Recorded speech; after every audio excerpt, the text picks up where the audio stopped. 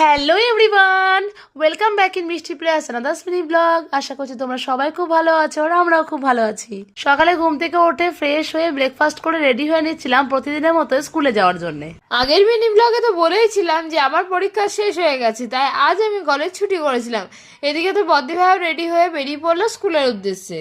আর আজ মাসিমণি রান্না করেছিল পালং শাকের ঘন্ট আর টমেটো বেগুন ভর্তা। এদিকে মাসিমণি যে জামা কাপড়গুলো কেচে দিয়েছিল সেগুলো আমি ভাঁজ করে রাখছিলাম, আর অন্যদিকে ক্লিপের অর্গানাইজারটা একটু মেসি হয়ে যাওয়ার জন্য ওইটাকেও একটু গুছিয়ে নিলাম। দেন তো আমিও স্কুল থেকে বাড়ি এসে ফ্রেশ হয়ে সবাই মিলে বসে পড়লাম দুপুরে লাঞ্চটা কমপ্লিট করার জন্য। দুপুরের লাঞ্চ কমপ্লিট করার পর আমাদের সুইট ক্রেভিংস হওয়ায় আমরা চলে গেছিলাম মিষ্টি দোকানে মিষ্টি কেনার জন্য।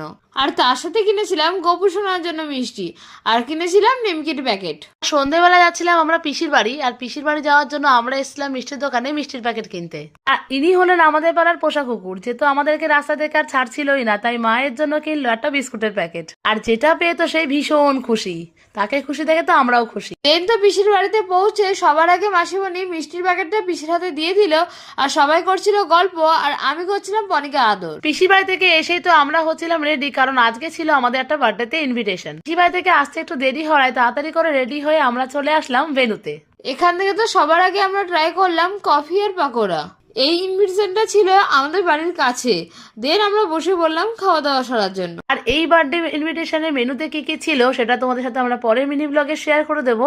দেন তো বাড়ি এসে রাতে স্কিন কেয়ারটা কমপ্লিট করে নিলাম। So that's it for today.